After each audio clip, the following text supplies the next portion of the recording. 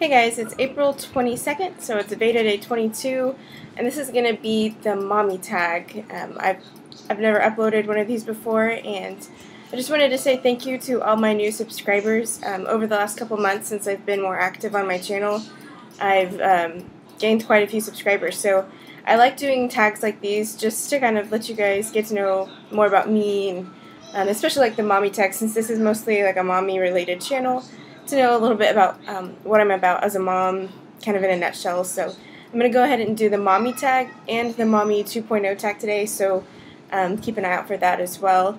There are 20 questions to the mommy tag, so let me go ahead and get started. The first question is, are you a stay-at-home mom or a working mom? And I'm very privileged to be a stay-at-home mom. I've been a stay-at-home mom since my daughter was born. I quit my job about 3 weeks before she was born, actually, and I love it. Honestly, I don't really relate much to women who feel like they have to work outside the home to be fulfilled. I hated working. I was like so ready to be home. I guess I'm a homebody. I didn't really realize that until like having kids and just realizing how much I love being home and enjoy just devoting all my time to my family. So the second question is, would you have it any other way? And I would not. I grew up in a home where my mom was always a stay-at-home mom, and she still is a stay-at-home mom. I've got 4 younger siblings, so that was kind of like the example and lifestyle that I had as a kid, and I knew that that's something that I wanted for my future family. So the third question is, do you co-sleep? We did co-sleep with our first until she was 18 months old. I do kind of have a video about our sleep training success story and a little bit about our history, but I'm totally for co-sleeping as long as it's working for you and for baby. Each baby is different, each family is different, has different needs. For us, around like 12 months, like that was when we were ready, and I just kept postponing sleep training her because I was scared and thought it would be a lot more difficult than it actually turned out to be. So, I mean, you just kind of have to go with your gut instinct, but I do think co-sleeping has many benefits, and benefits that we enjoyed while we were co-sleeping. So, hi, Ori. What are you? Oh, lovely. Okay, they don't want to see your animal cracker. That's yucky. Are you eating a cookie? Yeah. Is it a cookie? Can you say cookie? Cookie. Cookie, yeah. Okay, so number 4 is, what is one... Okay, sorry. Question number 4 is, what is one must-have baby gear? Or one must-have gear for baby.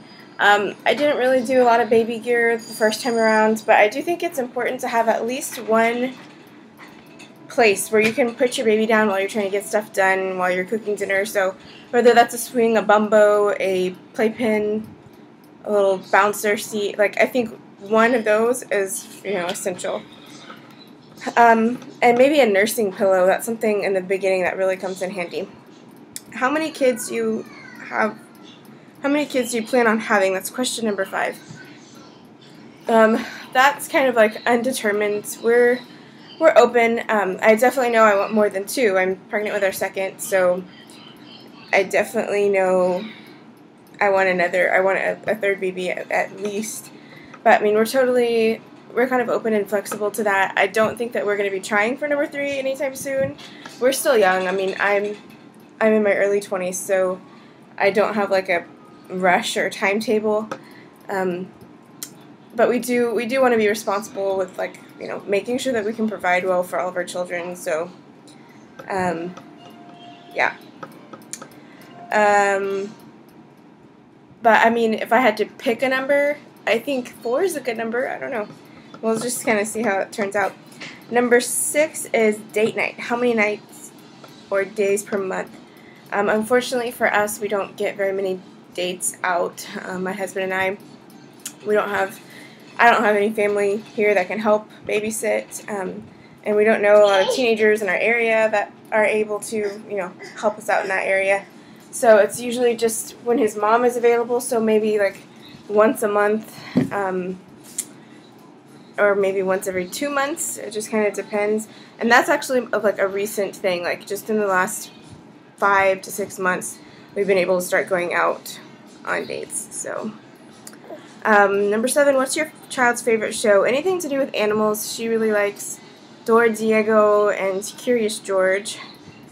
Number 8, name one thing you bought before you had your baby and you never ended up using. I didn't buy too much and I researched a lot, but sorry. Hey, be nice. She turned off the camera. I was saying that one thing or two things that I never really ended up using as much as I thought I would. That's Mommy. Mama. Was my ring sling and my Moby Wrap. Mama. I ended up using my Ergo carrier a lot more than those, so I don't think they were a total waste of money. I still have them and I'll pull them out when Noah's born. But she didn't really prefer them and neither did I, so we'll just kind of see how it goes this time around. What is your child's favorite food? Ori, what is your favorite food? Is it applesauce? Applesauce. And water. And any fruit. She is a little fruit fly. How many cars does your family have? We currently have 2 cars. My husband drives our 2002 Chevy Cavalier to work. It was my first car that was given to me by my parents. It's paid for.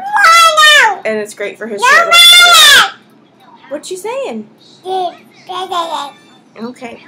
And then our family car, which we've outgrown at this point, is our little Nissan Versa. So we're in the market for another car, but we were just holding off until, we figure out what our situation is going to be with buying a house and possibly moving out of state and all of that good stuff. When we do buy a car, it will be a minivan. I'm really eyeballing the Honda Odyssey. So, but right now we have 2. Number 11, weight gain before pregnancy, during and after, and now. For the last 7 years, I've kind of struggled with my weight a little bit. That's when my PCOS symptoms really started to intensify. So I'm 5'2", and I've been like 10 to 15 pounds over where I would ideally like to be for the last 7 years. And I've just struggled to get to like my ideal goal weight. I did get pretty darn close this past August.